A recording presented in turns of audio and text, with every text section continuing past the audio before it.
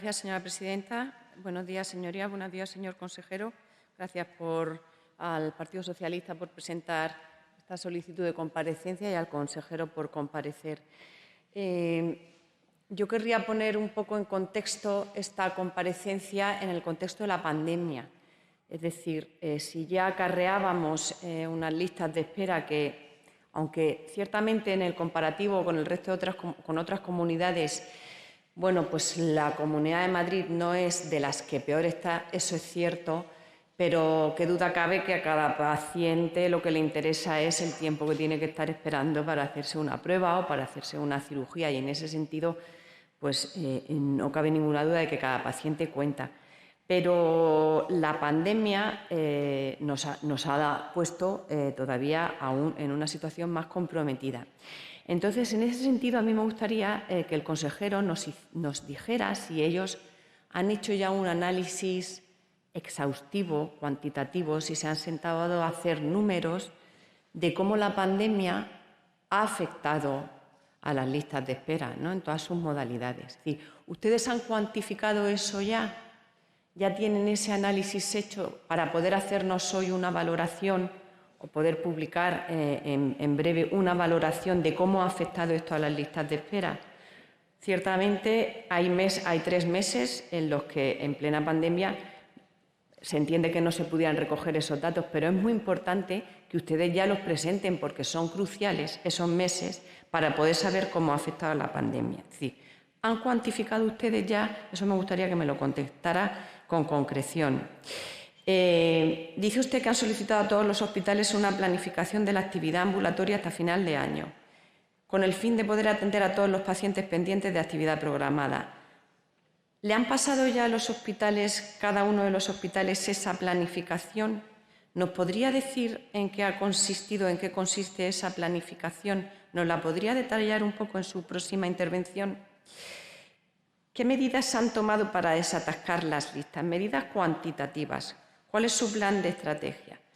Y luego, en cuanto a la publicación de los datos, es cierto que cuesta mucho hacerse una idea, por ejemplo, para las listas de espera quirúrgica, hospital por hospital. Es que uno tiene que ir hospital por hospital, cerrar, abrir, volver a cerrar la pestaña, copiar, volver. Es muy farragoso, se necesita muchísimo tiempo.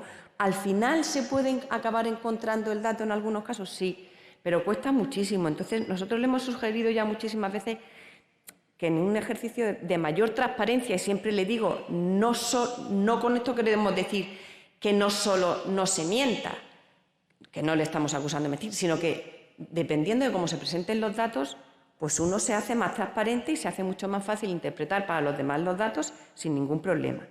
Por ejemplo, no se pueden encontrar los datos de lista de espera de salud mental.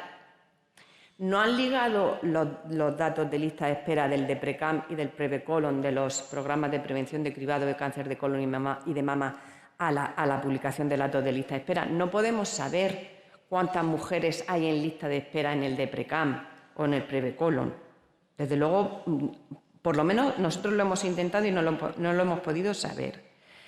Hay una cosa que me llama mucho la atención. Analizando la lista de espera quirúrgica por hospitales, de febrero a mayo, ciertamente se reduce el número de pacientes que están en lista de espera quirúrgica por hospitales, pero aumenta llamativamente el número de días de demora. Por ejemplo, Hospital Universitario Gregorio Marañón. En febrero del 2021 tenemos 17.158 pacientes. ¿Vale? En mayo bajan a 5.154 pacientes en lista de espera quirúrgica en el Gregorio Marañón. Pero es que el número de días de demora pasa en febrero de 30 a mayo de 64. Por ejemplo, el Niño Jesús. Un segundito.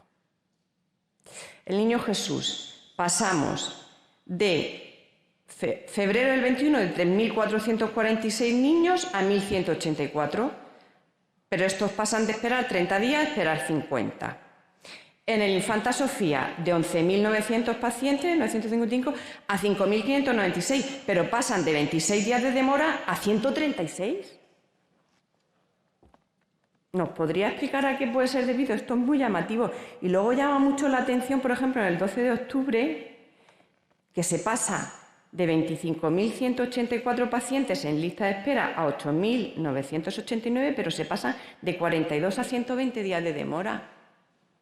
Es algo muy llamativo. Me interesa especialmente, y en comisión pregunté por los programas de cribado de cáncer de mama, por el DEPRECAM. Sabe que hubo un problema con los convenios con los centros en el municipio de Madrid, que supuso un parón. En comisión de sanidad, cuando pregunté que de manera cuantificada me explicaran cómo había afectado este parón, no lo conseguí. Pero ¿nos podría usted decir, dado que no podemos encontrarlo en la publicación de listas de espera, cómo está actualmente en el día de hoy el DEPRECAM y cuántas mujeres hay en lista de espera? Porque usted nos dice, nos vamos a asegurar que en cuanto se detecta una patología sospechosa, maligna, la mujer tenga en 15 días una prueba. Me parece bien, pero claro, el problema es que cuántas mujeres hay esperando a ser sospechosas porque están esperando a que se les pueda llamar al programa. Es decir, fenomenal que a las que se detectan en 15 días se le haga una mamografía, pero ¿cuántas hay a las que no se ha detectado porque no se les ha llamado? No hay radiólogos, además, como usted sabe, formados para informar en mamografías. ¿Por qué no mandan los datos a la red de programas de cribado de cáncer en España, que de 2011 no está? ¿Por qué la memoria, los últimos datos que tenemos para acceder al DEPRECAM son los datos de 2017? Igual que pasa con el Prevecolon, que son el cribado de cáncer de colon. No tenemos datos actualizados desde el 2017. La señora Ayuso prometió cita telemática, en fin. Yo querría que nos hiciera, en su siguiente intervención, un resumen de todas estas cosas, sobre todo el análisis del impacto, que me explicara por qué ese aumento de número de días tan llamativo y el tema de los programas de cribado de cáncer. Muchas gracias. Señora presidenta, gracias, señor consejero. Rápidamente, con el tema de DEPRECAM al que usted ha hecho referencia, si no me equivoco, ha dicho que han mandado 169.700 y pico de cartas. Lo que pasa es que la población diana en el año 2020 de mujeres en edad de ser llamadas para DEPRECAM es de 889.000, casi 890.000.